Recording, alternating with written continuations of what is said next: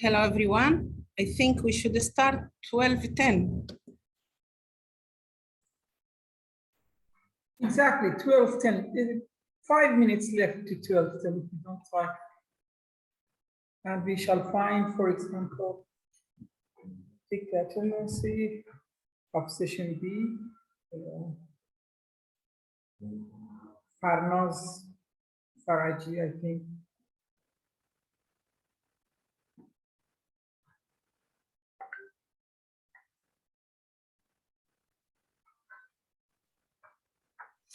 Not Farnaz.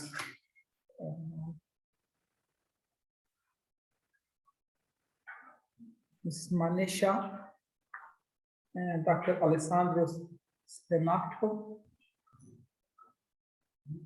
Pita, Mr. Pita. Yes, thank you.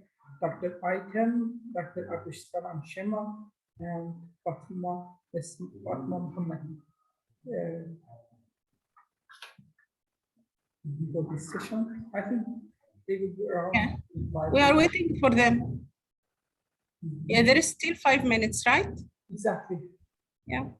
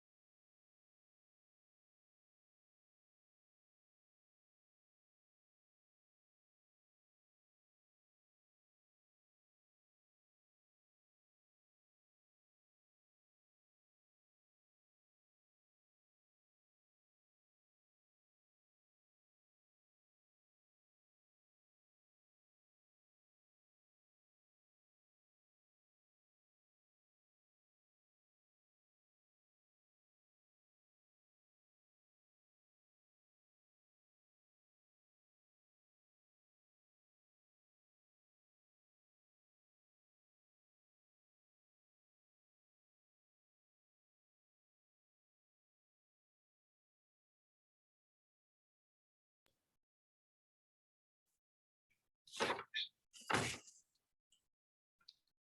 everyone.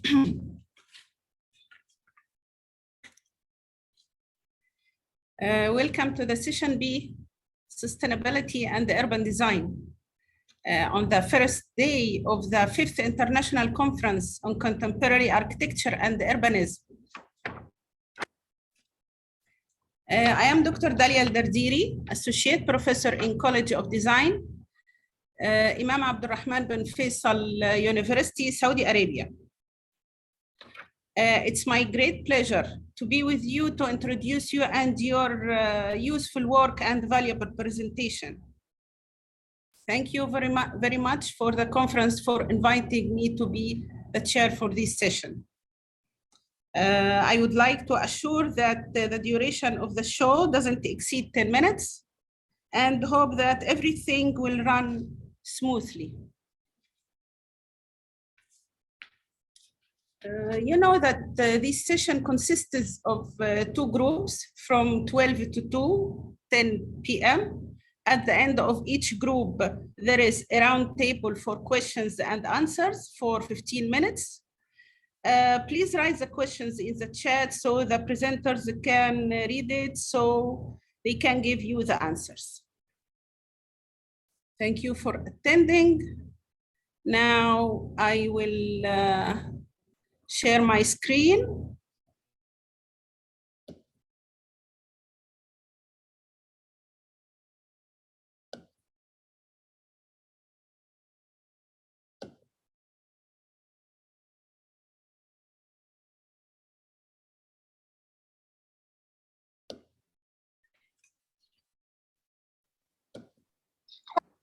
Hello everyone, this is Wala and welcome.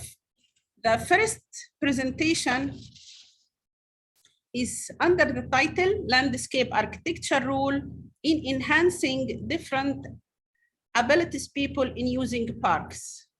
Architect Wala Muhammad Siddiq Hussein will present the paper. Wala is a professional architect in Kingdom of Bahrain. And now I'm sharing the presentation that Wala will present. Welcome to this session in Landscape Architecture Role in Enhancing Public Parks to Suit People of Different Abilities. Nowadays, the recreational projects and parks in the Kingdom of Bahrain became one of the most promising urban projects that affect the development cycle of the kingdom towards reaching its vision of 2030. In fact, Bahrain affirmed the importance of guaranteeing the highest level of attention and care to every citizen and resident, including people with different abilities. The national report of the kingdom confirmed the rapid increase in the number of people with different abilities, which exceeded the barrier of 10,000 people in 2021. Unfortunately, it was found that most parks need more attention to meet the requirements of different abilities in order to provide their rights of practicing light sport, simple fitness, or even participating in joyful games and other activities. Sarasak defined disability as a complex health problem that some people suffer from diseases that can limit their motor and mental abilities, which affect the participation in life situation. Thus, a disability can be found in 9 different permanent or temporary cases as shown in the diagram.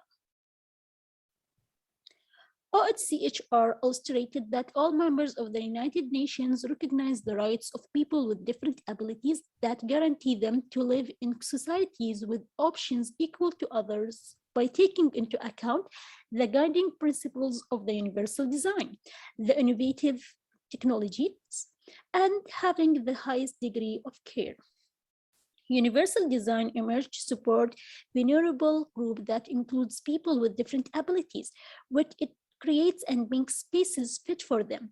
It is usually defined as the design of products and environments to be usable by all people, the greatest extent possible without the need of adaptation or specialized design.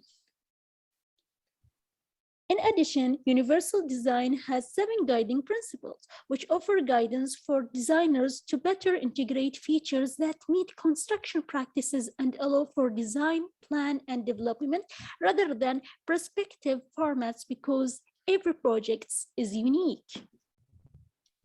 There are 10 important tools and programs to serve and facilitate the lives of people with different abilities that are consistent with the needs of each group to practice social and sports activities while using the parks.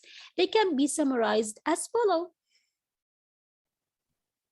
The following 6 selection of landscape architecture elements play a vital role in proposing suitable performance for parks to ensure that they can provide the necessary service for people with different disabilities, integrate them with others, and increase their self-confidence. On one hand, the criteria for selecting the 2 case studies are based on the similarities with Bahrain's social, economic, and environmental characteristics. In fact, the analysis will examine the design's unique needs and different abilities requirements as follows. Khalifa City was the first park to be prepared for people of different abilities by establishing a strategy to reduce the separation between regular people and them in the community of Abu Dhabi. This park consisted of 7 varieties of games to suit each group of disabilities, where they all had design specification and were made of materials that meet the standards of universal design. Plus, it installed umbrellas in all these games. Al-Irada Park is known as the first fully equipped park for people with different abilities in Saudi Arabia, helping them integrate into society, where it can help them gain confidence and strengthen their will. The park was established with 7,700 meters square. It has a tactile walkway for visual impaired people. Our upper walkway space covers an area of 868 meters square, and it consisting of 3 different sessions, such as a playground that is composed of suitable games for regular and different abilities children. Plus, it has around 50 lighting poles with sponge coverage, wall space for street drawing, and intelligent area equipped with free Wi-Fi network. On the other hand, the criteria for selecting the 2 case studies are based on their high quality design and receiving appreciation awards for the performance of Bahrain's parks. Ad-Diyar is a public park in Diyar al-Muharraq, the newest city in the kingdom. The park is considered as one of the largest parks in the kingdom, covering 32,800 meters square, and offers green spaces and spectacular landscaping, which include 2 large picnic areas, a food area, a children's playground area with almost 400 meters square, 3 football fields, 1 multi-use field, and 2 outdoor gyms. One of these gyms was specially designed to serve people of different abilities that has 8 fitness equipment and provides a repetitive motion with low impact motion action. In addition, the park has a rubber surface running track and paved walking path to allow wheelchairs access. However, no modification are applied to the materials or sanitizer system regarding the precaution due to COVID-19. No technology, special devices, or tools related to the different abilities of the users were applied. In 2010, Dohat Arad was identified as a protected environmental area to preserve, revive, and rehabilitate natural sites in the kingdom to promote ecotourism, where it contains a natural incubator for small fish, plankton, seaweed, and coastal mangrove trees. Also, it includes a park consisting of the most extensive paved walkway in the whole kingdom, which provides an excellent opportunity to practice light sports such as walking, running, and even biking. The park includes a large lake, picnic areas, children's playgrounds area, shaded loungers areas all around the lake, one large fountain, small waterfall, restaurants, prayer rooms, and toilets. However, it is worth noting here that Dohat Harad does not contain many prepared components that receive or serve people with special needs, where all they can do is practice light sports such as walking or picnicking with their families and friends, as well as the park doesn't have special diseases or modern technologies. The discussion aims to examine the following criteria to preserve Ad-Diyar Park and Dohat Harad Park suits for special needs within the landscape architecture design element, which are as shown. Therefore, according to the definition of the problem and the design criteria guidelines listed in the last part, the grades will be given to each case study using the 5 points of the Likert-Hart scale. It is a straightforward scale used to easily and directly evaluate and compare different case studies.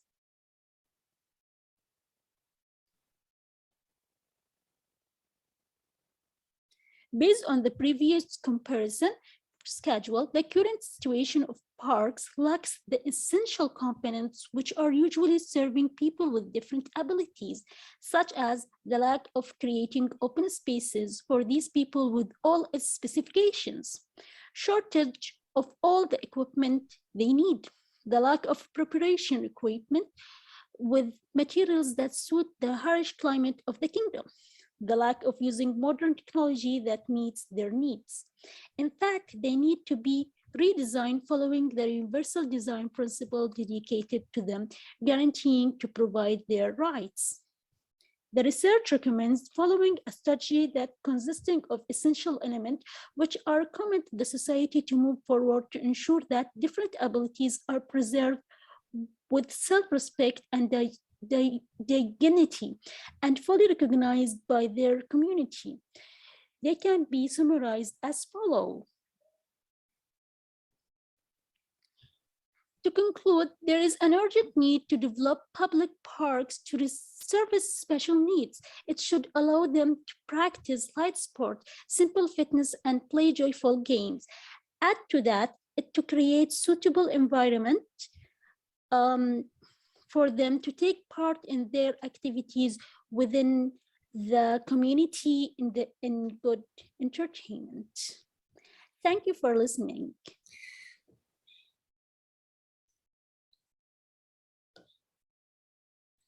Thank you, Ala, for your presentation.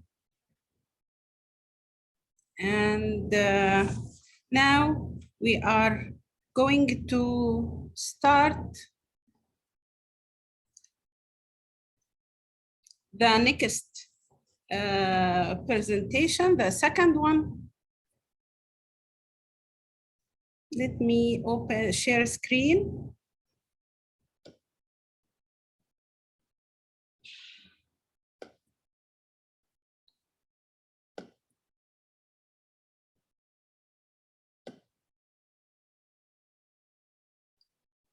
The second one is presentation is with the title Assessing the Role of Natural Soundscape in Urban Areas and Role of Landscape in Bringing Back the Lost Voices of Nature.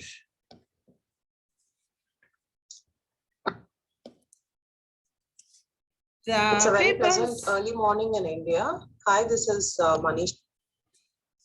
The paper's author is Manisha Kirti, ICCAUA School of Architecture, Faculty of Architecture, Hyderabad, India. Okay, now I will share. Manisha Kirti, I'm working as faculty at ICCAUA School of Architecture, Hyderabad, India. So today I'm going to talk on accessing the role of natural soundscapes in urban areas and role of how can bring back those lost voices of nature. So my the entire topic which I have chosen or worked for is completely revolving. It completely revolves around the sounds that the ecology makes, and also the sounds that the humans make, and how they, when these two collide, what kind of impacts does it has, and what kind of disturbances that it can create. Before getting into the entire topic, one has to know about the content. So let us get into it.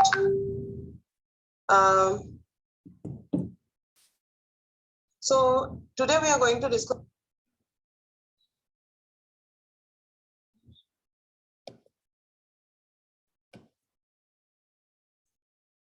Okay.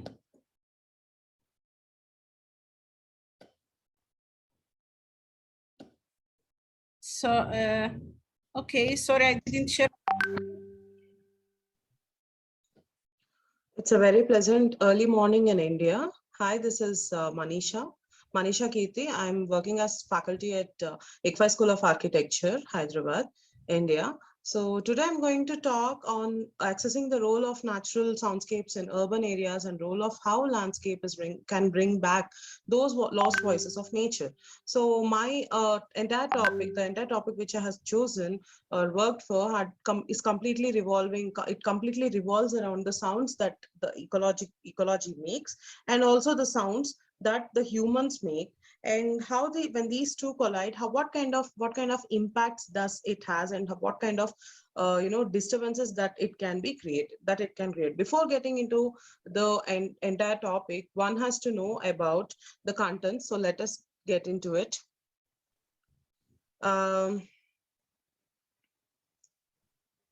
So today we are going to discuss on the introduction, definitions, and the landscape and soundscape, how their interrelation is, and the urban sounds that are made by humans, and various case studies to support these actions, and conclusions and policies, like how landscape can help to bring back the lost voices of nature. So coming to the main aim of this particular paper is to study on the natural sounds and how are they missing in the urban context with the increase in population, increase in various urban encroachments, and various other things like migration and all, and arriving at possibilities to bring back the lost voices of nature into these urban spaces to make spaces more livable and more enjoyable. So the topics, the complete objective states on it majorly emphasizes on to study about sound and its role in nature, and what are the causes for these sounds to get muted or missing from the natural environments, or from the cities as well, and how these dominating noises of urban life impact the natural voices that mute, and to study few soundscape projects in the world, they will set a good example. So here we are going to study few of the natural soundscape projects as well, and to correlate how landscape can bring back those lost voices of the nature in creating through natural spaces. So if we have to get into the definitions, we have to understand three definitions here. What is soundscape? What is soundscape ecology, and what is noise pollution? Noise pollution, we are all aware of it. And coming to soundscape, what is soundscape? Soundscape is basically, it's a component of acoustical environment that can be heard and perceived by humans, and it is ranging from its urban design from urban design to wildlife ecology. So here we're going to understand about the urban sounds, and at the same time the ecological sounds that are made in the wild ecology. And so it is basically framed into two types. That is, the Canadian composer he's also an active environmentalist, that is Murray Schafer, who's considered as the father of soundscapes, has quoted the entire soundscape into two fragments. One is the ecological sounds and the urban sounds that are made. He is Murray Schafer, and he basically told that the soundscape is basically composed of three main elements, that is the natural sounds, human made sounds or the human created sounds, and the machinery sounds that are again human created.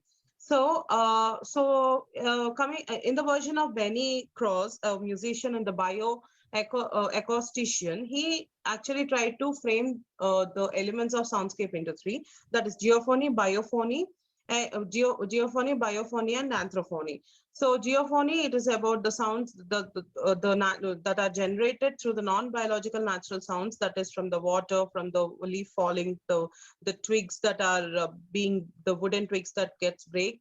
And biophony, these are the non-human, non-domestical biological sound sources which are made by the by the animals.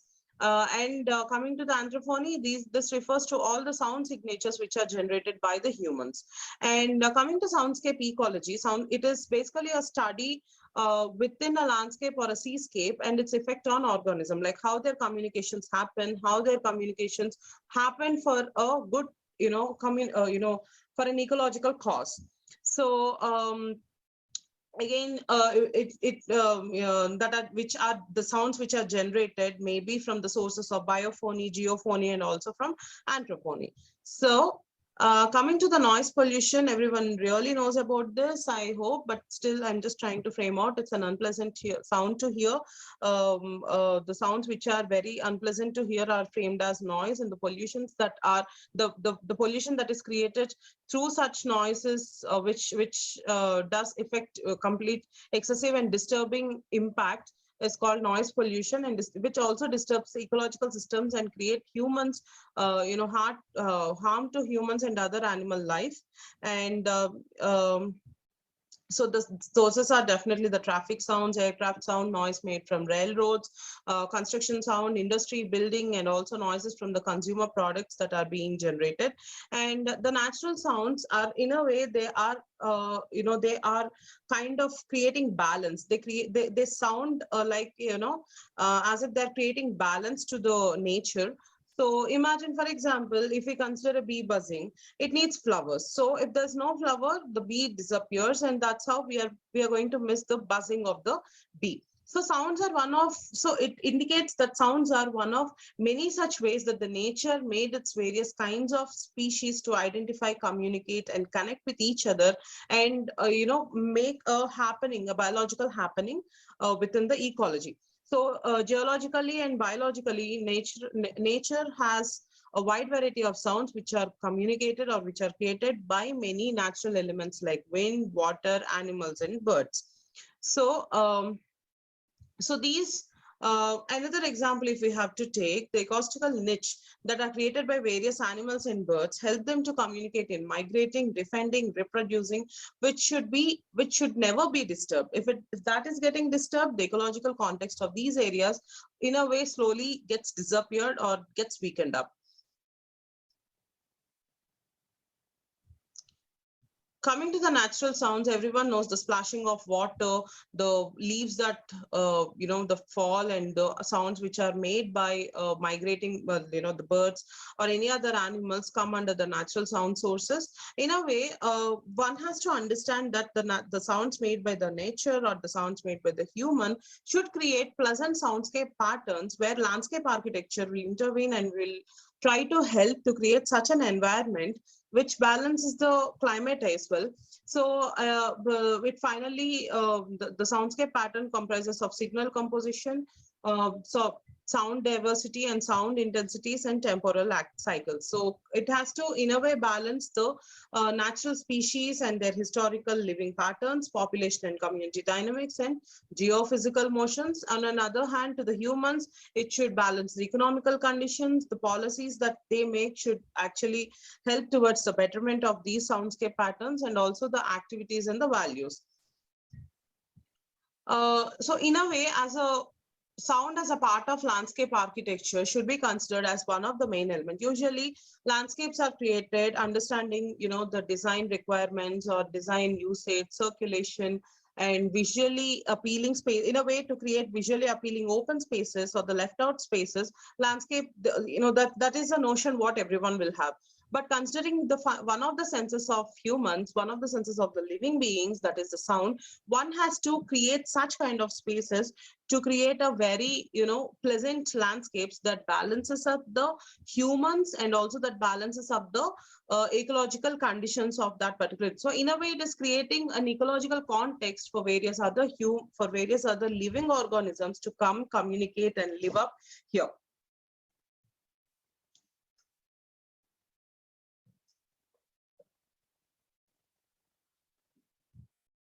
So the effects of noise pollution are definitely auditory effects like, fatigue and deafness, and non-auditory effects like annoyance, loss of working efficiency, physical disorder, and increase in heart rate, BP, etc. So a lot of other negative impacts are equally related. And in a way, the disturbance that is created to the fauna is like it affects the, it basically affects the wildlife and their predator and prey detection and avoidance, and communication of living organisms for reproduction, safety, navigation, and also for migration. So in a way, the nesting pattern changes, the nesting locations changes, the nest predators will be in attack. So there are a lot of, disturbances that are creating. So this is one such example on fauna. In a way, few of the fauna have to communicate, to sustain their living. They have to communicate little harder, little louder, which is in a way creating a weakening, and it is leading to endangered species, and it is taking the path of extinction as well. So coming to the case studies, I tried to take few case studies where I tried to do noise mapping of both the natural sounds and also the musical sounds that are being created. So out of that, one such example is Sindhi market. It's a case study, actually. It's a desktop case study which is done by the Department of Landscape Architecture in 2013. So their main market is Sindhi market. They try to identify the sounds that are created in such a busy environment. So this is how the environment over there looks. And the sounds majorly, the activities majorly are the shopping, hawking, loading and unloading, and having congestion of traffic and vehicular movement, conversation and pouring, etc. So this is how the sounds are. They try to basically identify the sounds in low, medium, and high intensity. So these are the sounds which are made by the birds, and these are the sounds which are made by the footsteps of the pedestrians who are walking all around the market. And these are sounds which are made out of tossing and pouring. And these are the sound locations of conversation and hawking. Apart from that, the major dominant noise is definitely the traffic and so taking the inferences, taking the overlay of all these sounds, it made clear that the sounds of the ecological sounds are very less in, very low. And another example is, it's a very good example. It's a very good example, the city of Seoul. They tried to revive a lost river called Han, which was initially a river, but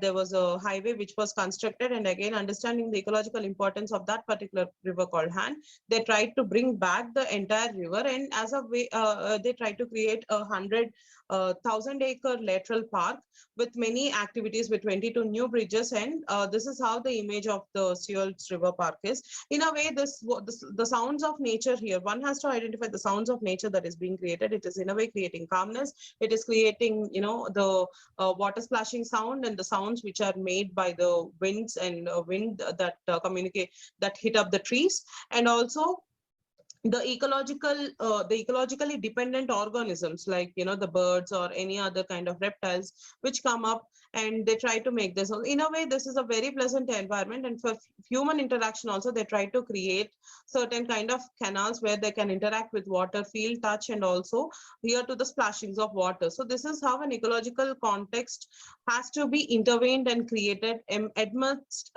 such a huge urban busy environment. And the case study, another case study, it's these are certain artificial created sounds which are created in Ambience Mall in Vasant Kunj in Southwest Delhi. I try to identify the sounds which are created by the water features, by the birds, vehicles, and people.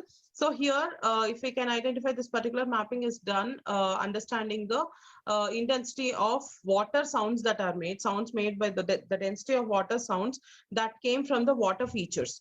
And this is the intensity of the sounds made by the birds found around the mall. So if you can see towards one side, towards the exterior part of it, there are many trees, and certain birds are living up on these trees, fruit bearing and flower bearing trees. So that is how few birds are coming up over here. So in a way, the density is very less. And coming to the sound distribution by the people in the main core points, that is the main areas, main entrance areas and all. So these are the major sounds. And apart from that, this is the heavy density sounds of the vehicular sounds which are made all around.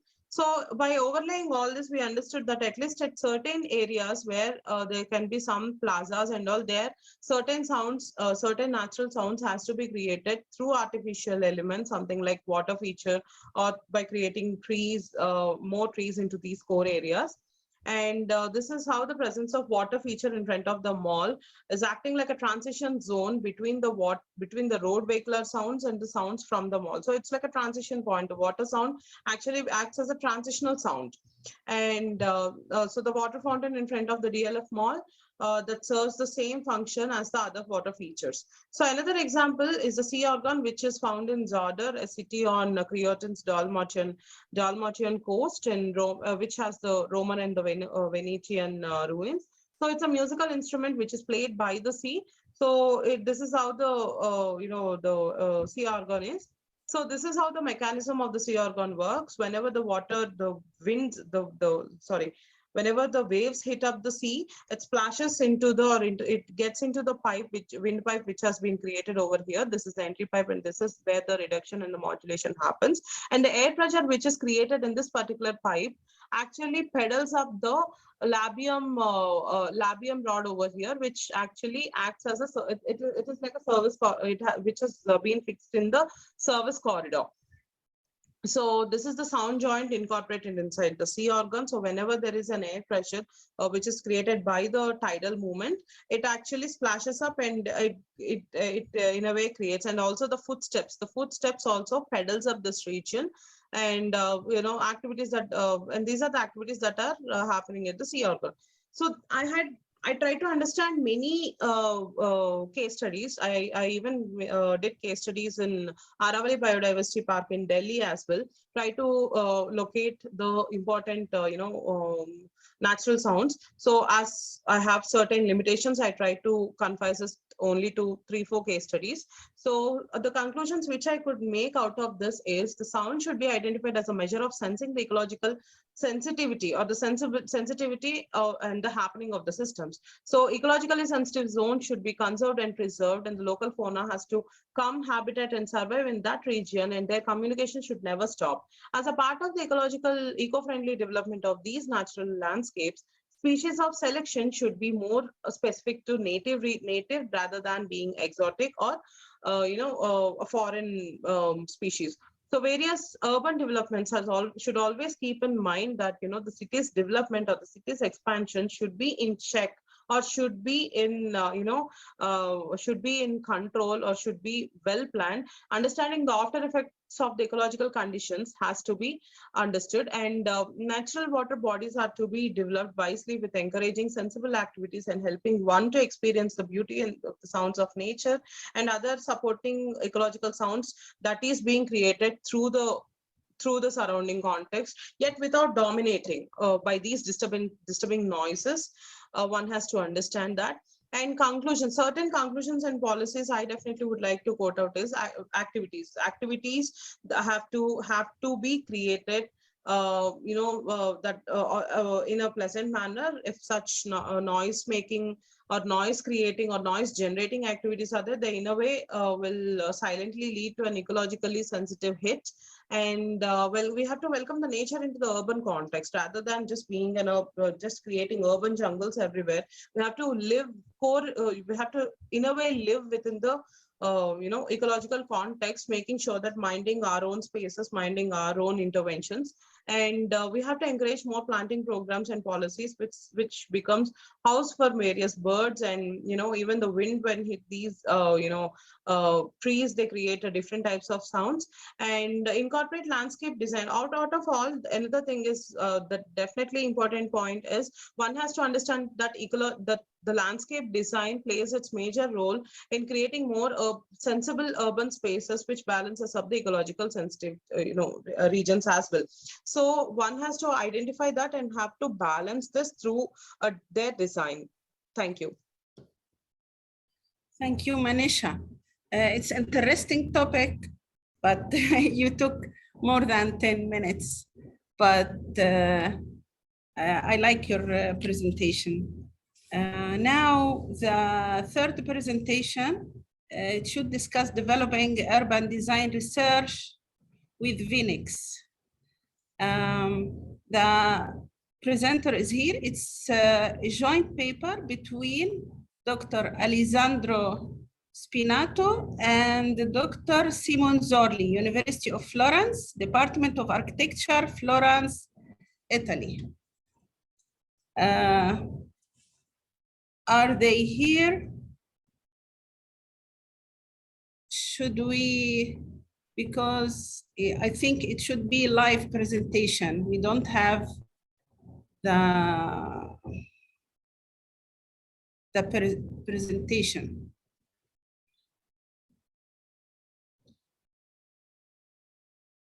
Should we go to, is there Dr. Alessandro or Dr. Simon Zorli here? Okay. Okay. Let's go to the the fourth presentation. And the last one before the first round table.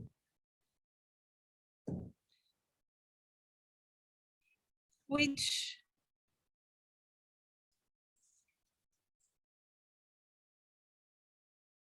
is with the title Towards Applicability with Place Attachment Approach in Yogyakarta. I hope that I say it correctly. It's a joint research between architect Pita Asi-Giahandi, Dr. Ahmed Heri Fuad, and PhD Ifawani Lisa, Department of Architecture, Faculty of Engineering, University of Indonesia. I will share the presentation.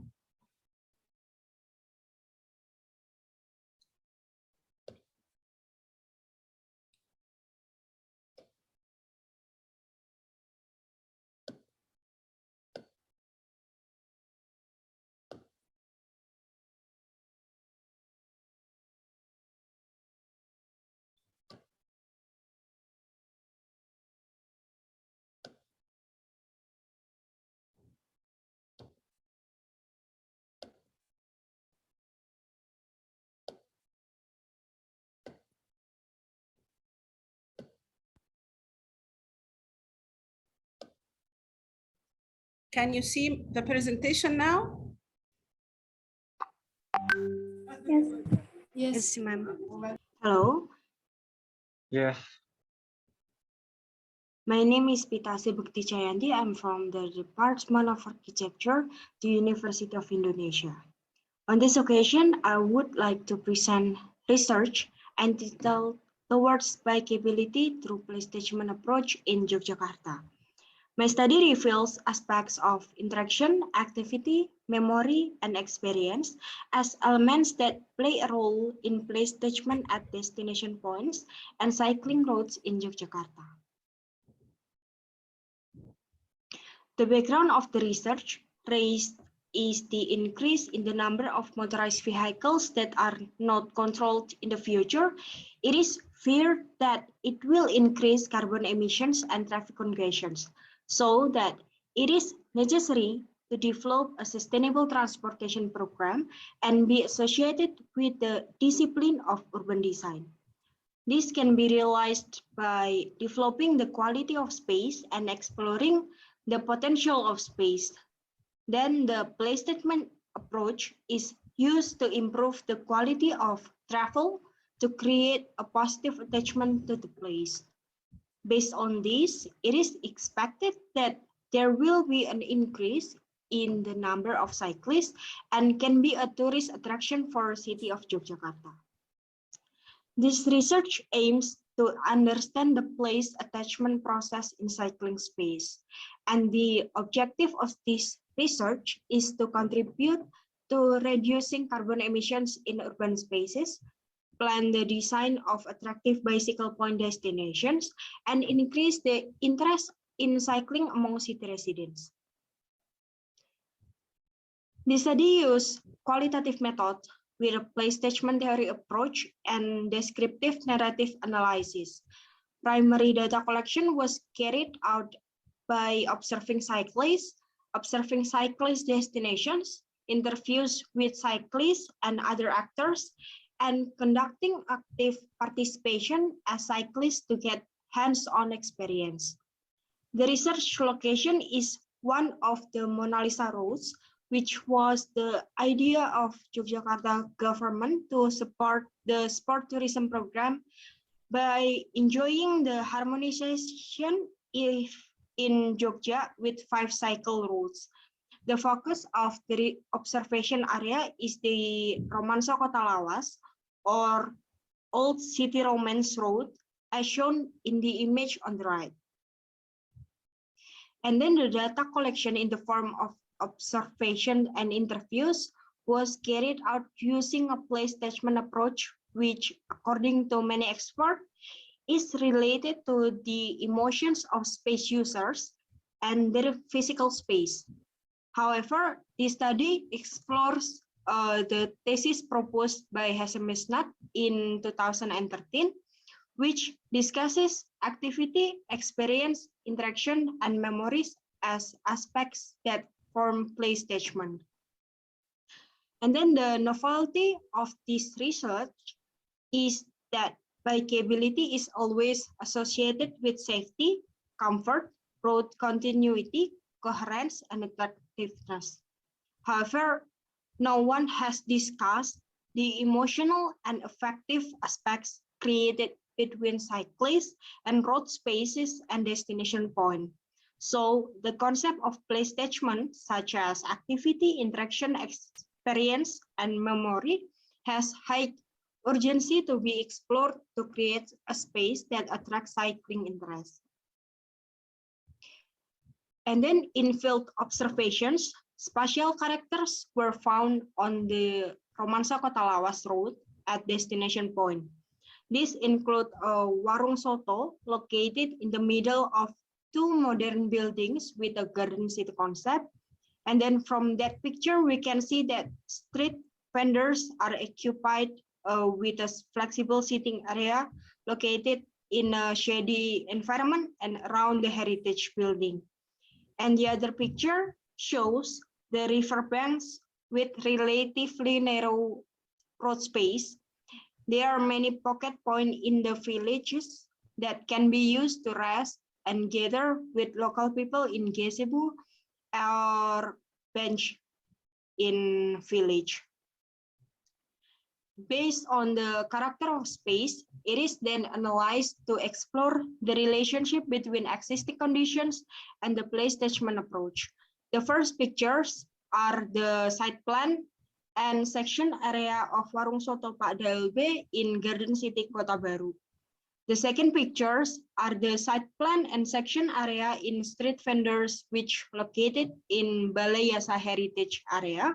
The last picture are the section area of village on the Gajah Wong area, and then Perak Mos Kota Gede and Bendung Lepen Kota Gede. The analysis is carried out by depicting pieces of space to then be described based on the pattern of space use.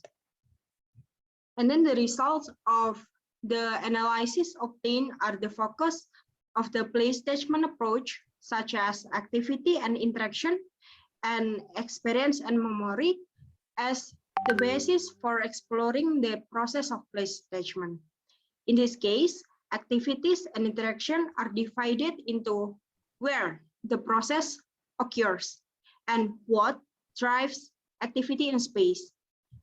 Based on the findings, in general, there are mixed use, commercial, housing, and significant road areas as destination areas. There are also regional generators in culinary, social, and cultural attractions.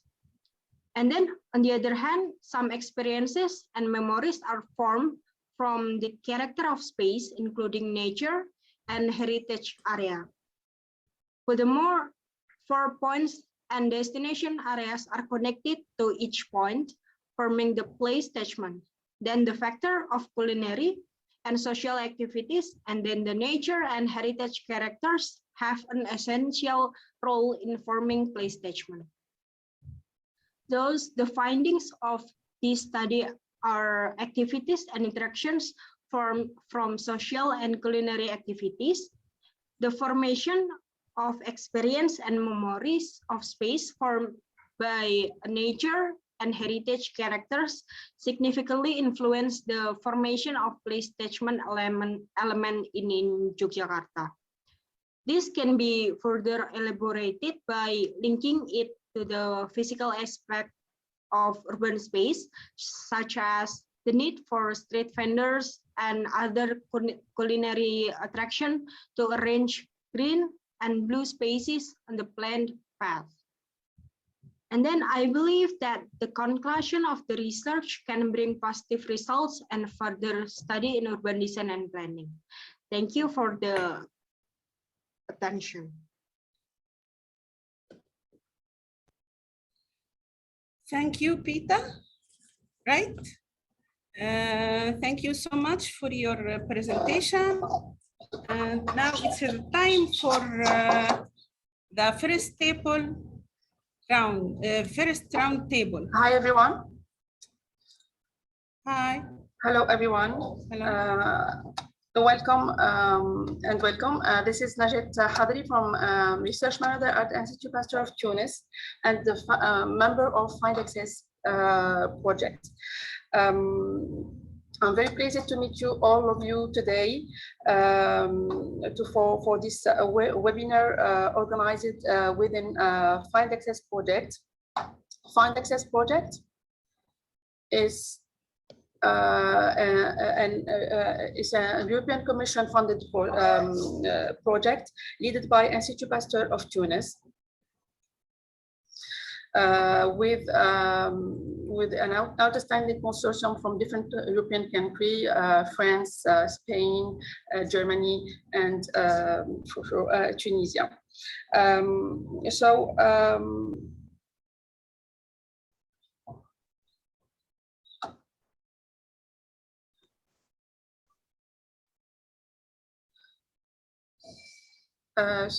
Find Access main objective is a capacity building project aiming to positioning Institute Pasteur at the top of omic training and enhancing capacity of Institute Pasteur in terms of infrastructure, knowledge transfer, and also to promote visibility of research output and scientific knowledge. Within Find Access project, there is 2 dedicated work packages for translational research. It's called work package 6 and work package 7 dedicated for performance monitoring and strategy for sustainable networking excellence, in which I'm coordinating the 2 tasks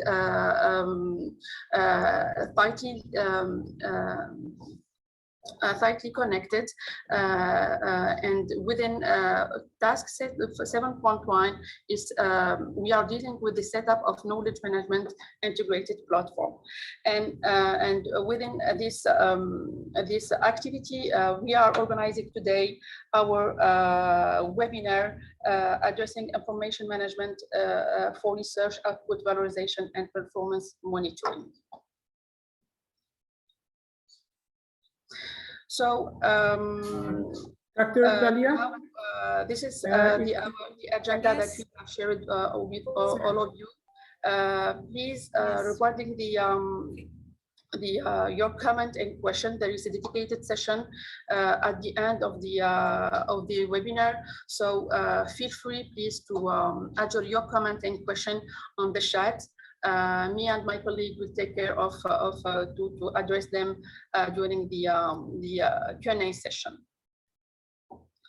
Now, I'm pleased to introduce our first speaker, Professor Ahlam Dakhlawi, who is currently the director of the Observatory of Science and Technology in the Ministry of Higher Education and Scientific Research in Tunisia, who will give us an overview about Tunisian assets for science and technology management. Professor Dakhlawi, is over you. Thank you, Mrs. Najat, for this introduction. Good morning, everyone. First of all, I would like to thank you, Institute Pasteur of Tunis, for the invitation to Find Access webinar on information management for research output, valorization, and performance monitoring. It's a pleasure for me to participate to this webinar in order to share with you the experience of the National Observatory of Science and Technology on collection of R&D data, computing R&D indicators, which represents the Tunisian assets for science and technology management. My presentation is composed of 4 sections. In the first section, I will present the R&D and innovation system in Tunisia, and we focus on the mission of the National Observatory of Science and Technology. In the second section, we focus on R&D and innovation indicators, objectives, and typology. And the third section concerns the production of R&D dashboard by the National Observatory of Science and Technology in Tunisia. And finally, in the last section, I will present the evolution of R&D and innovation indicators in Tunisia. As you know, the R&D and innovation system in Tunisia has interesting potentiality.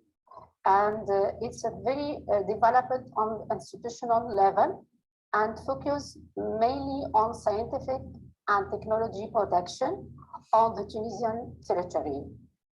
We have several institutions that plays different roles and complementary roles.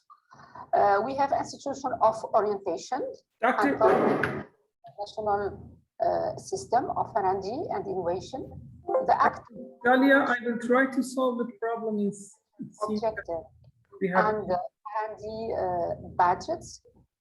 We have actors that translate main objective into precise priorities and programs. You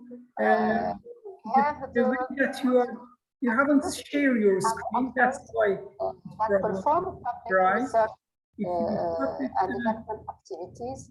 And finally, we have the interfacing institution that link business or industry to the university and researcher center. Higher education and the scientific research system in Tunisia is involved in the R&D innovation ecosystem. It's composed with several institutions. We have 13 universities, 205 public higher education establishments, 77 private higher education establishments, 37 graduate schools. We have 12,728 permanent research, and we have 270,000 students.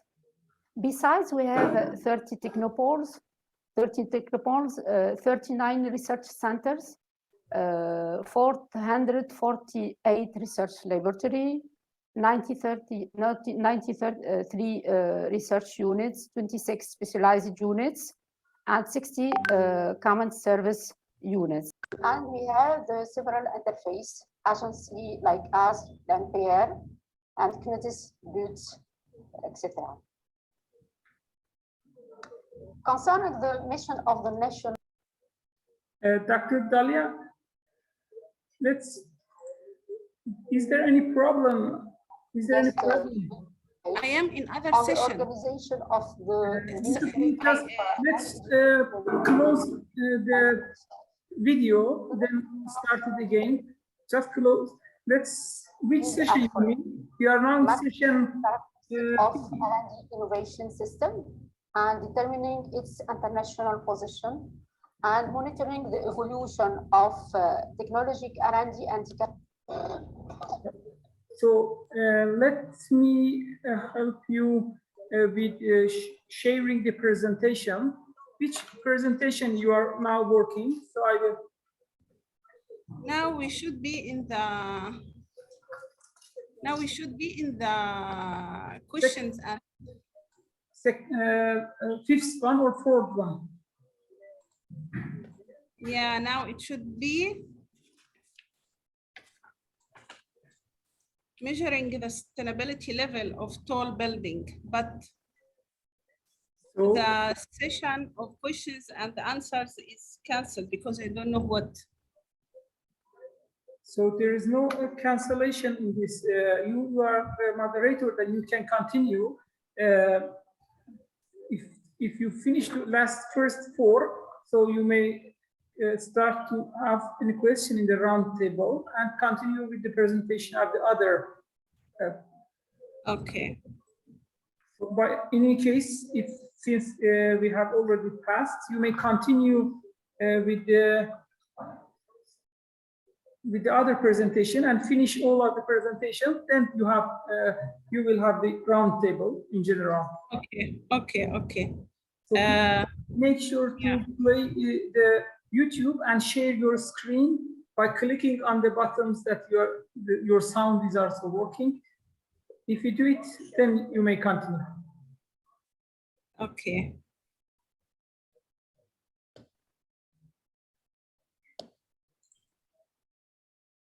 Now you are the moderator. Yeah, okay.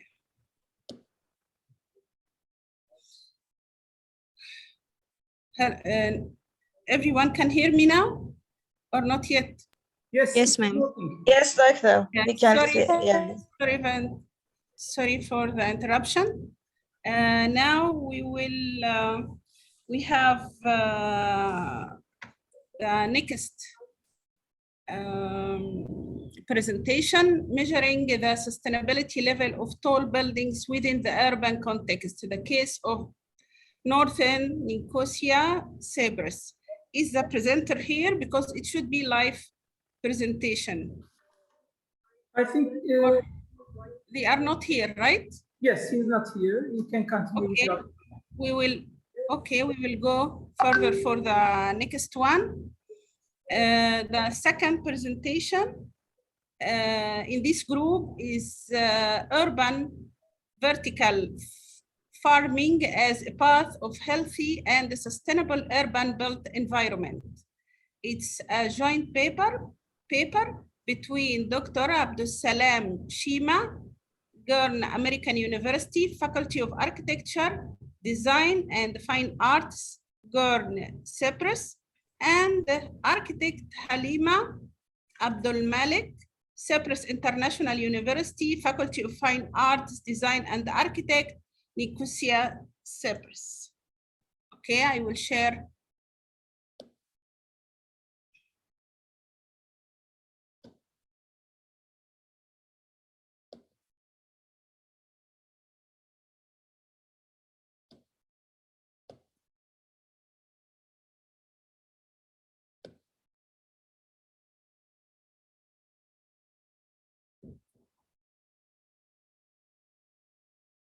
I think there is. If you click on the PowerPoint PDF file, there's a link. Yeah. And just share. the screen automatic? Yes, perfect. Hello, everyone. Welcome to the 5th International Conference of Contemporary Affairs in Architecture and Urbanism. The title of our article is Urban Vertical Farming as a Path to Healthy and Sustainable Urban Built Environment. The name of the authors are Abdusalam Ibrahim Shema and Halima Abdulmalik. I, Halima Abdulmalik, will be presenting this article.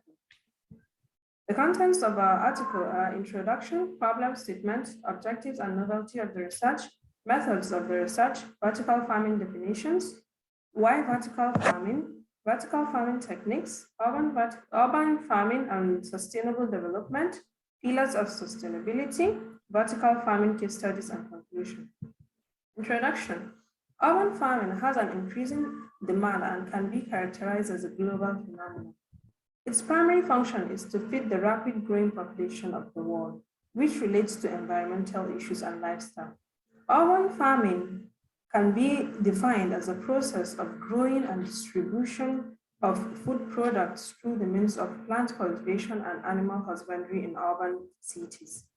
Urban farming provides more opportunities for sustainable development of places such as the urban cities, and it also provides a moral support economically, socially, and ecologically. There is an increase in the growing consumption of food resources to manage and obtain the balance between food consumption and food production. Therefore, urban farming plays a vital role in the inflow and outflow of natural resources in the sustainable built environment. Problem statement. Meeting the current and future demands of food production and determination to survive is one of the most recent difficulties the world is facing today. However, food is an essential need for the survival of humans. Most sustainable problems are due to the uncontrolled expansion of contemporary urbanized cities and their natural environment. The lack of urban planning practically results in more formal and informal rapid population growth of settlements. This excessive accumulation and consumption of soil energy and mineral resources play an integral role in the urban environment. Therefore, urban farming has a significant impact on sustainable city development.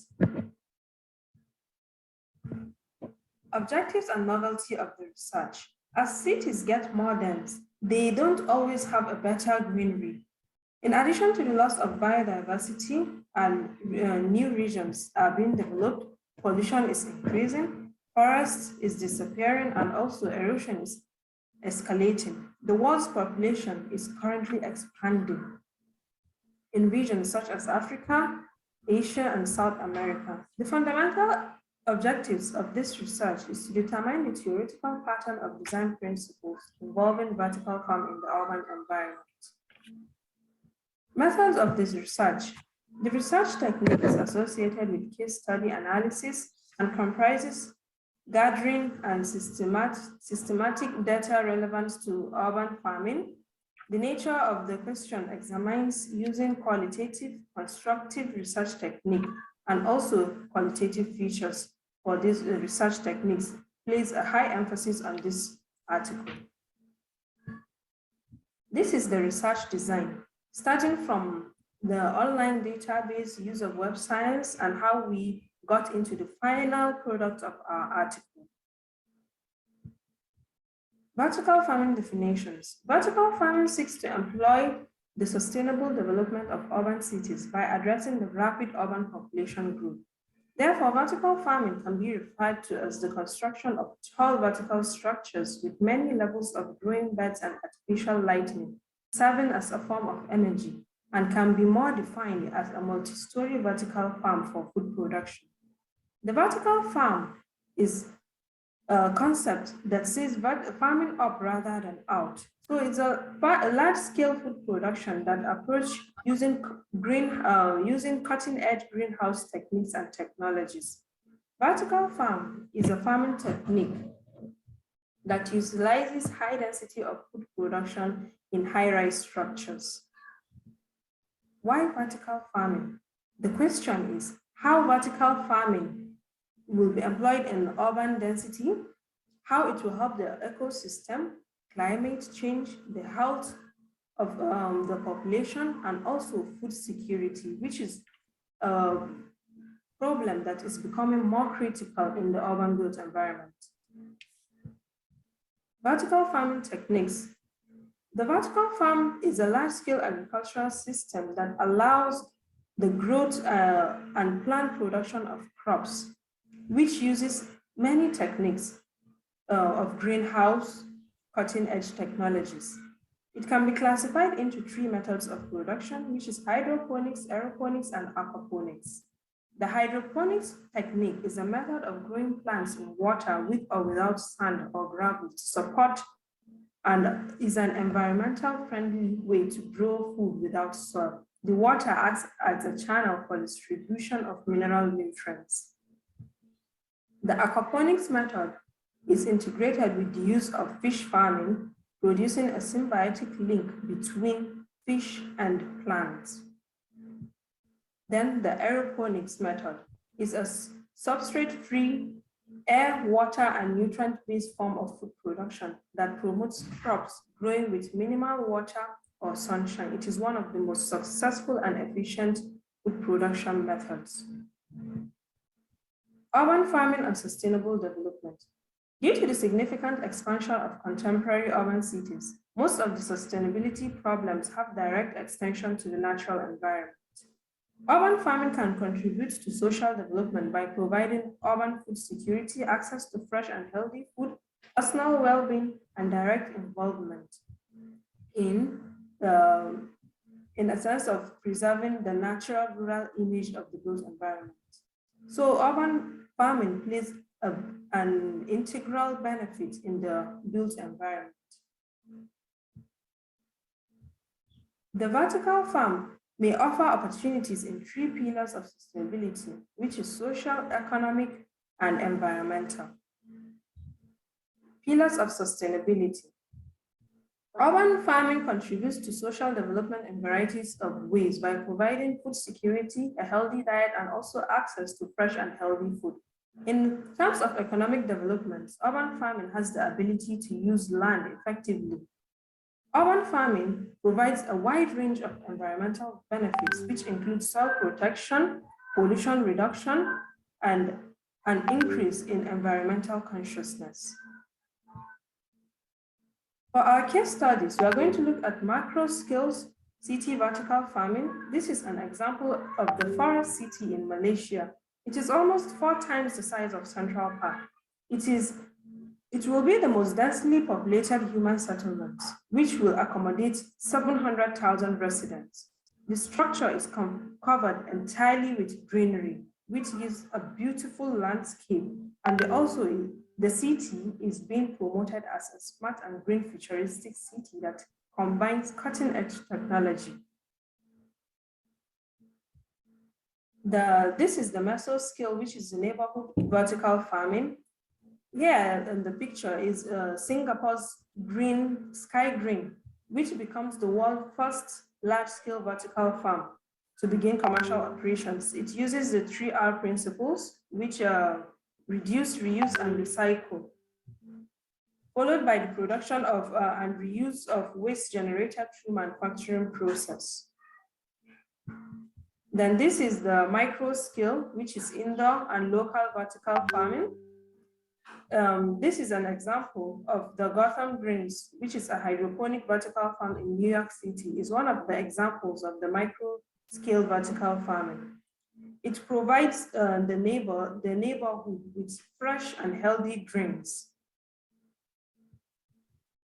So for our conclusion, one of the world's most pressing issues today is the need for food, which has been examined in this research. When it comes to the 3 pillars of sustainability, which is environmental, social, and economic, urban farming may be a game changer compared to traditional farming methods.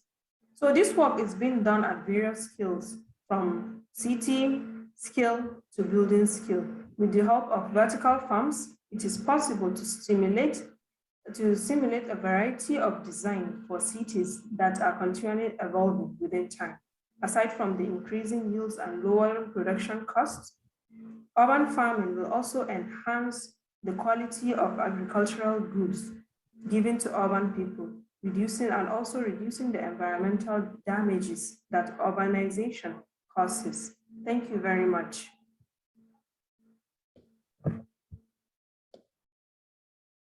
Thank you so much for your presentation. Now, the next presentation.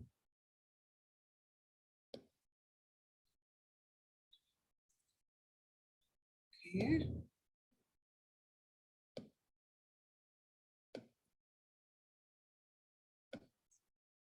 Okay, now the next presentation is urban heat island, the effect of urban spaces, the case of the Pearling Path in Bahrain. It's a joint research between architect Fatma Mohammed and Dr. Islam Al-Ghunaimi from University of Bahrain College of Engineering and Dr. Wissam Mohammed from College of Architecture and Planning, Imam Abdulrahman bin Faisal, University, Saudi Arabia. I will share now the presentation. Good morning. I'm glad to be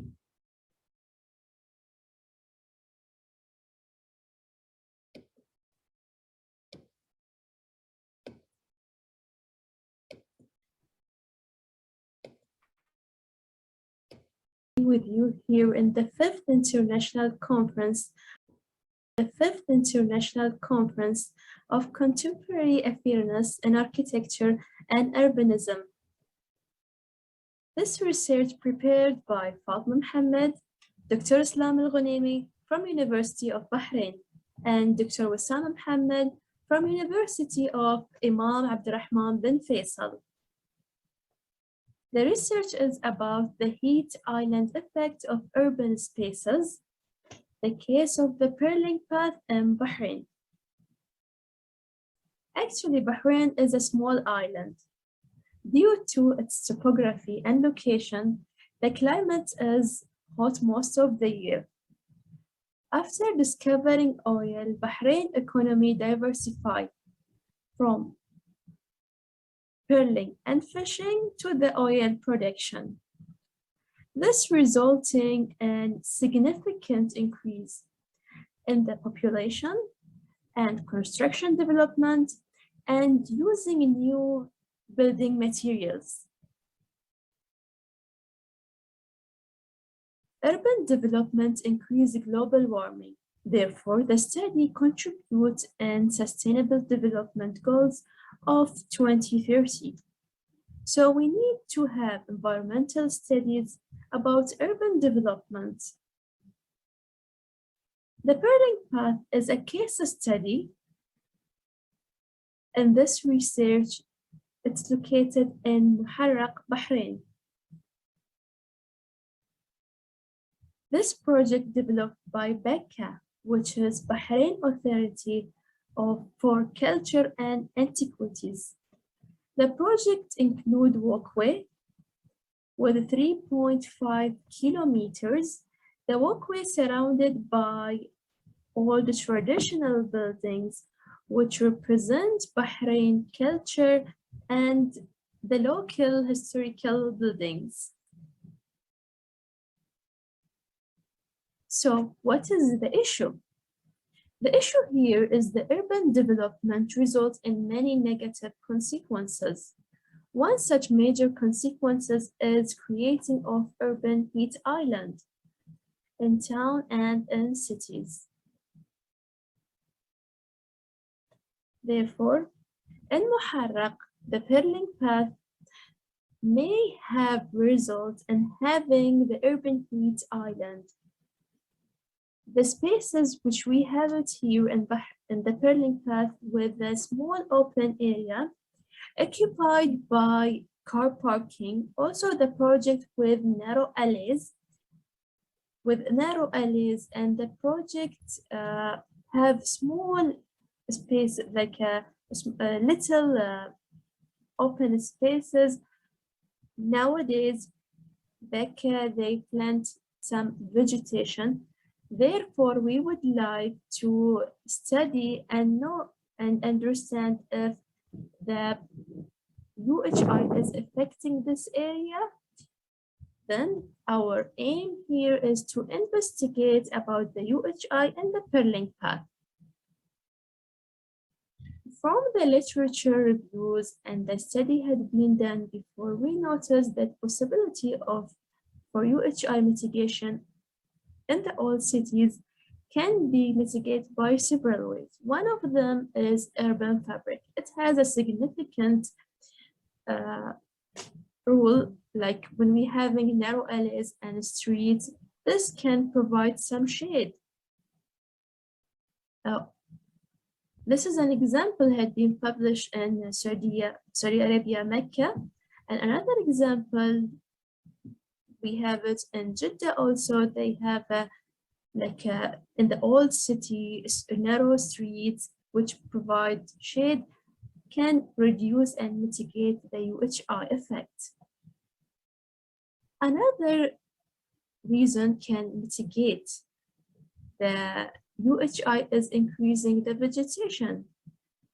In Malacca, Malaysia, there is a historical district which is already recorded in the UNESCO with the planting of vegetation in the streets and taking into the consideration the pedestrian visibility for the historical structure. They had increased the UHI in that area. Another study had been done in Bahrain. It's on all parts of Manama.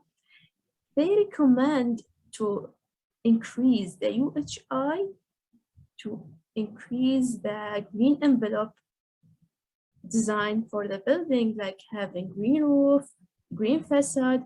Moreover, replace the use of asphalt for paving streets with alternative materials.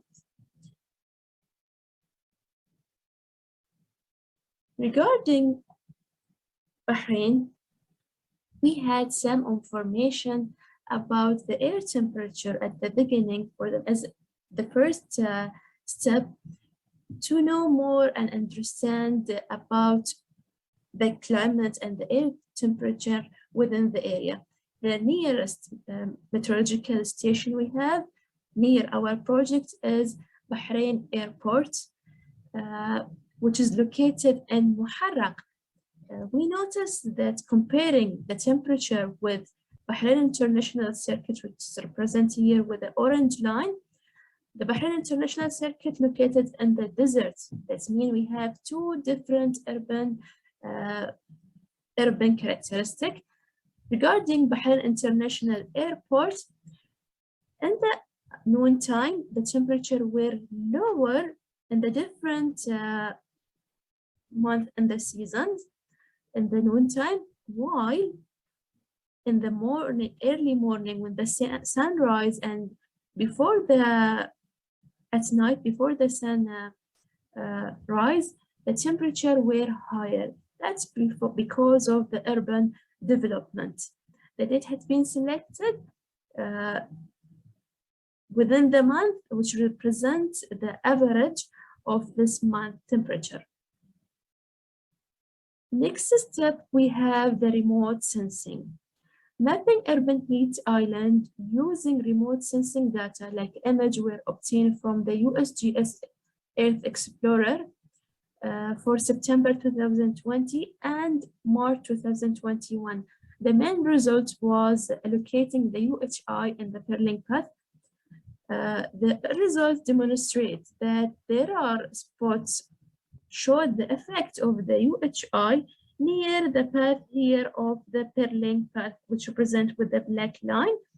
Mainly it is because of the asphalt used in the road. Here we have the constraint or the patches for the UHI increase, because this here we have the interest of the souk. Also, we have it in the open spaces because it is unshaded open spaces along the path and used for the car parking.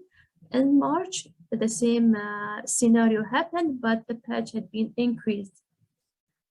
Okay, then after that, as a conclusion and the finding, we noticed that the issue that we have at urban development result in many negative sequences, and it really affects the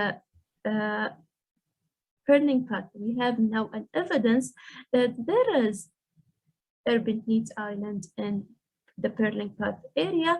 Therefore, we need to mitigate and have a strategy to reduce this urban heat island. Since this project, people will visit it and they will walk outside, even though Bahrain increase and encourage the people to come and visit these historical buildings, even for the tourists. Therefore, on the national level, we can have like a plan, which this plan can collaborate between urban and infrastructure development. They can address this Bahrain National in the Bahrain National Strategy of 2030. Also, the ministries have to collaborate and replace the asphalt with another material like a cool material and increase the green area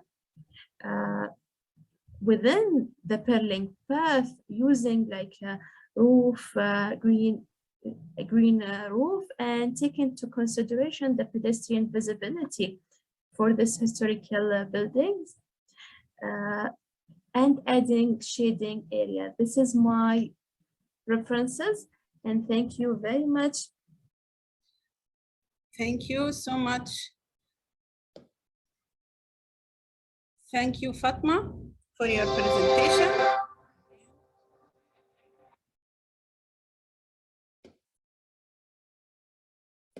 Thank you, Fatma, for your presentation. And now we are going to reach to the last presentation before in the session B, which is theater space and the placemaking in Northeast Bangladesh. I will share with you. Just a second.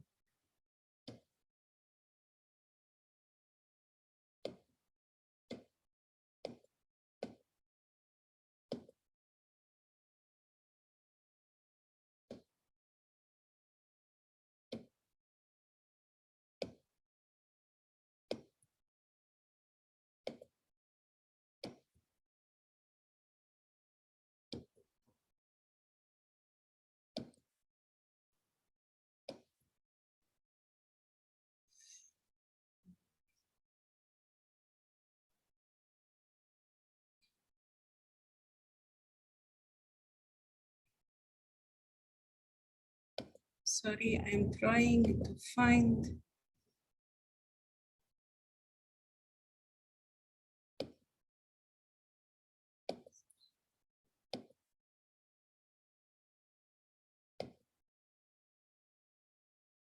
Can you see it? No, right? No. No? No, no, now we can't see it. Yeah.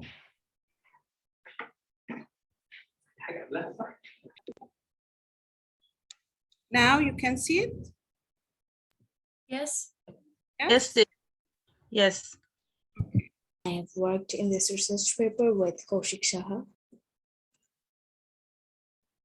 Hello everyone, I am Shama Thor. I'm going to present my research paper. Okay, the last presentation is theater space and the placemaking in Northeast Bangladesh. The research is a joint paper between Shyama Dar, I hope I said the names correctly, and Associate Professor Kaushik Saha, Shah Jalal University and Shah Jalal University of Science and Technology, Faculty of Architecture, Bangladesh.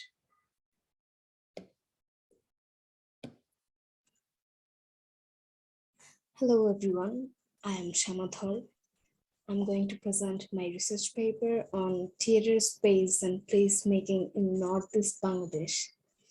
I have worked in this research paper with Kaushik Shaha. We are from Shahjalan University of Science and Technology, Sylhet, Bangladesh.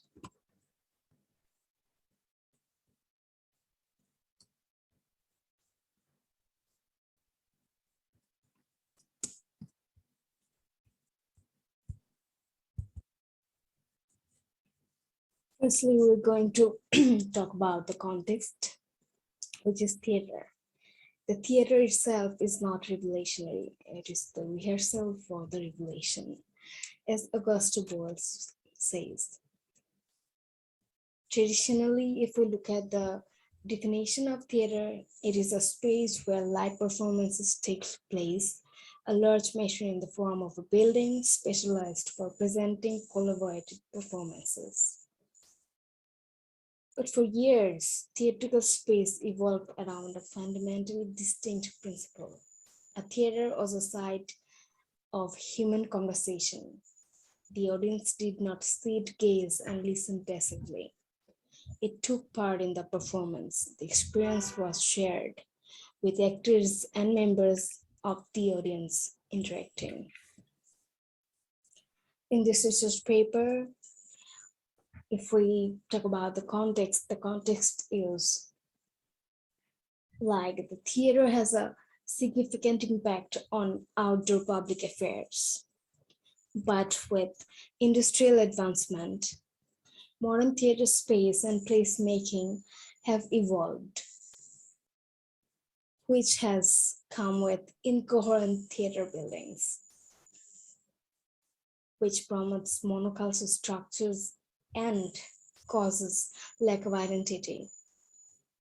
It has ignored local context, and a loss of cultural heritage has been caused. In this research, we seek to know the context, the elementary spaces of performances in the study area, and the affordable and inclusive theatrical form. With the findings, we can achieve a regional model or the guidelines for an anthropomorphic image of theater. The research questions that have arrived while doing this paper are what are the elementary spaces that are used in this indigenous theater of Northeast Bangladesh? And what can be the architectural intervention to ensure an affordable and sustainable theatrical form? What could be the image of regional theater in Northeast Bangladesh?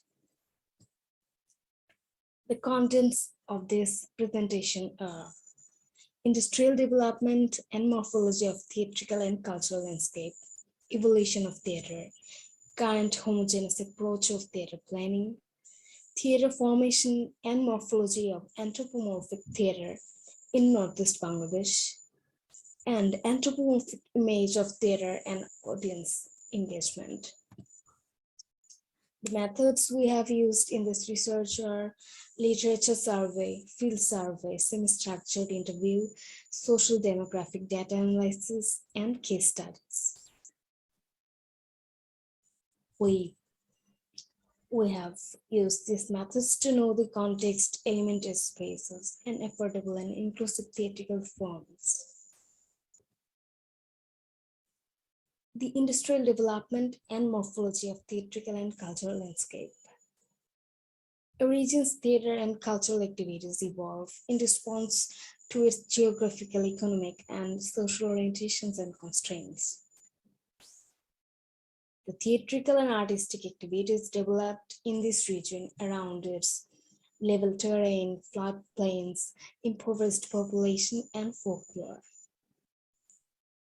It had a democratic and natural setting of spaces and places of performances, but with industrial development, we are more economic and budget looking in our design. We can see a changed texture and space and place after this industrial development. Our site appraisal. Our site is in Northeast Bangladesh. we have selected Hobiganj as a selected site. In this map, we can see the proximity of cultural nodes in this city. And these are the images of local cultural performances that took place in those nodes. If we look at the evolution of theater, we can see our theater has a mixture of Sanskrit and derivatives, indigenous and European theater. From the very beginning, we had Chaitanya Jatra as our very own local form of theater. But with time, from under open sky, then under a tree, then under semi-open space that is not Mandir, we have now come to contemporary theater that is mostly indoor. The current homogeneous approach of theater planning. In this planning attitude, we can see large town halls with a variety of services on the ground floor. There are proscenium theaters and seminar rooms. There is no dedicated space for local performances or performers. The structures have a grand and gigantic attitude, and it is devoid of interaction spaces, and it encourages monoculture mostly. If we see the theater formation and morphology of anthropomorphic theater in northeast Bangladesh, that is in Hobiganj, we see the most practiced theater or local performances are in circular, rectangular shapes, where the performers are in the center, and the public and the crowd mostly sit around them in a democratic setting. And then we can see the mandapa, before which there is a Nach Mandir, that is the local and ancient performance spaces in this region. These are the pictures of local performances that take place in Hobiganj till now, but without promoting them further in future, they could go extinct. These are the local structures that house performances, cultural performances and religious performances mostly.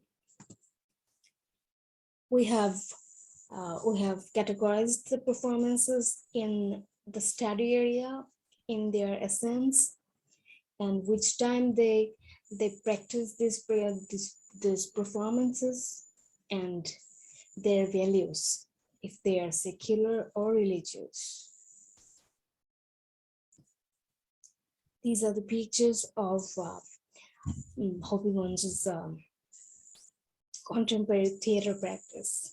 We can see from the pictures that the space and places are conveying a sense of outdoor and semi-outdoor essence, but still in a indoor and a welcoming gesture. The fragmentation of Northeast Bangladesh's traditional space and the transformation of theater space typology. We can see the first ever performances, if an infographic, that used to be happened in under open sky, then under a tree, then a Nach Mandir.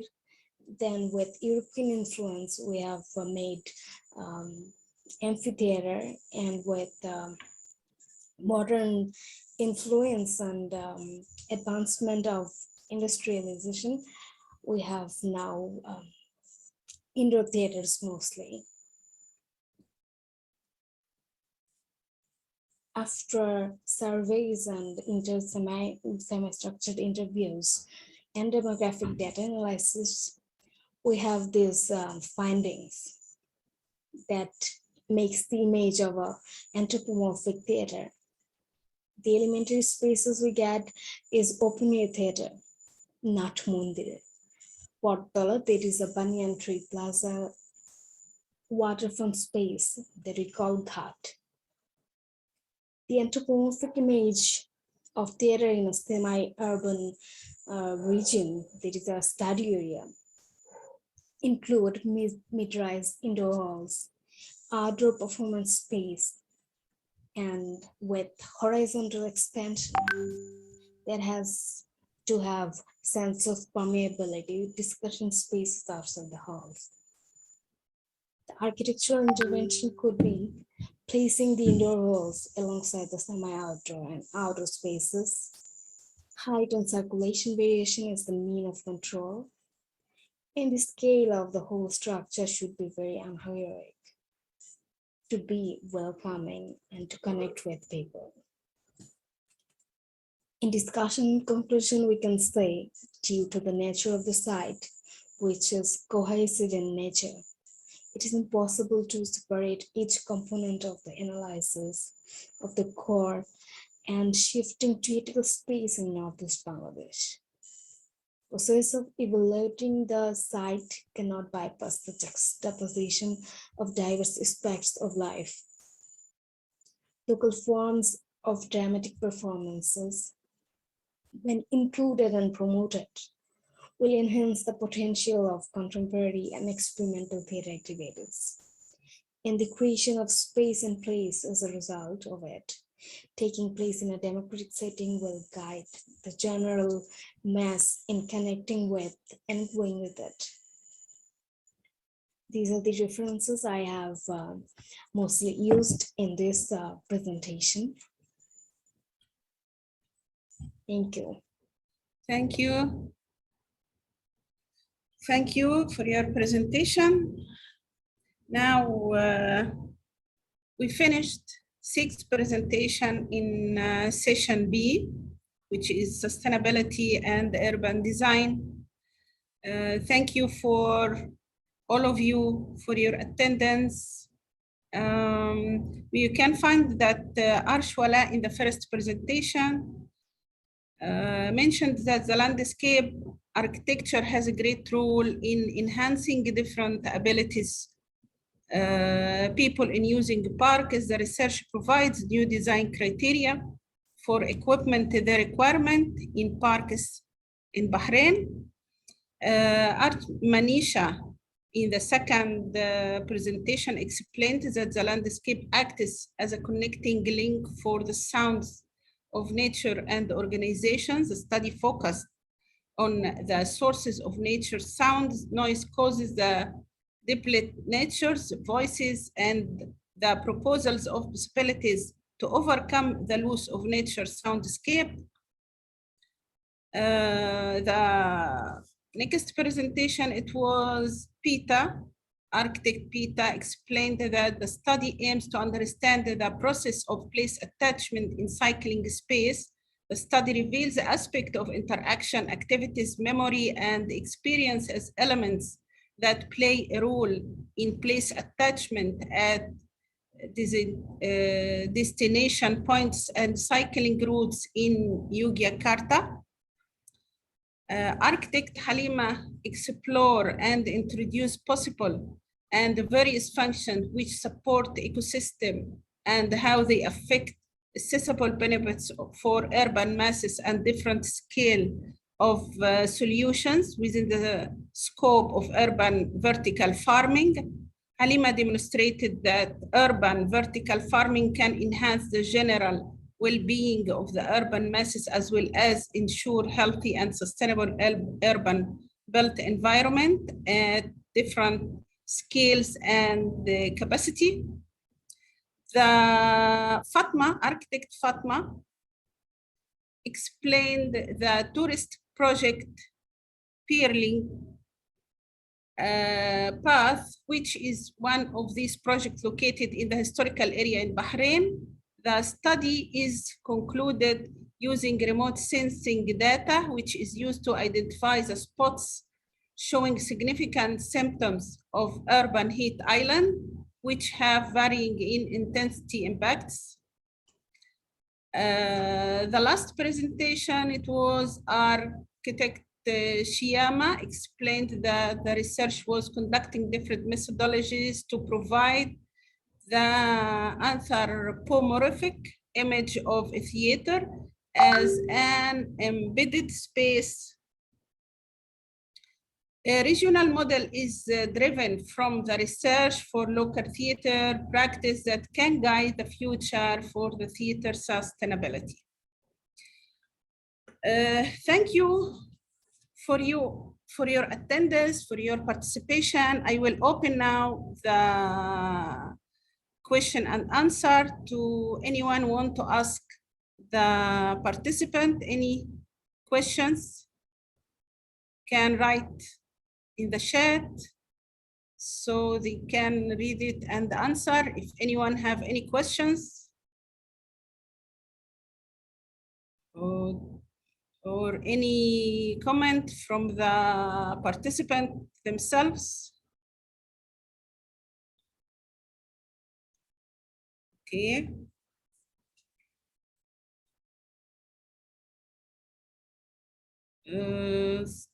Okay. Everything is okay till now? No one want to ask anyone? Okay.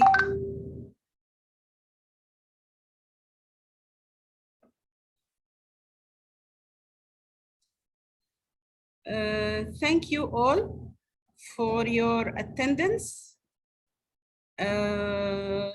Let's keep in mind the big picture of the sustainability that we are work for it in urban design, because we all working in together from various areas for a common goal. Okay, if no one has anything to add, then I think we will wrap this up. And I look forward to next session. Thank you all. And I hope all the good luck and good wish for you all. Thank you.